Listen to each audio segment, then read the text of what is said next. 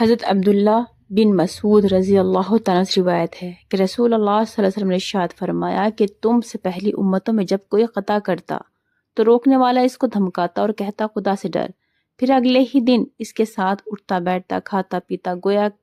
کل اس کو گناہ کرتے ہوئے دیکھا ہی نہیں۔ جب حق عزوجل نے اس کا یہ برتاؤ دیکھا تو بعض کے قلوب کو بعض کے ساتھ خلط کر دیا اور ان کے نبی داؤد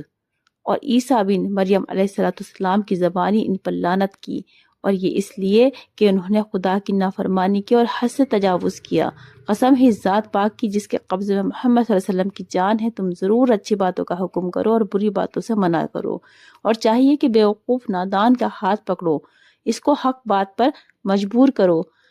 ورنہ حق تعالیٰ تمہارے قلوب کو بھی خلط ملط کر دیں گے اور پھر تم پر بھی لعنت ہوگی جیسا کہ پہلی امتوں پر لعنت ہوئی۔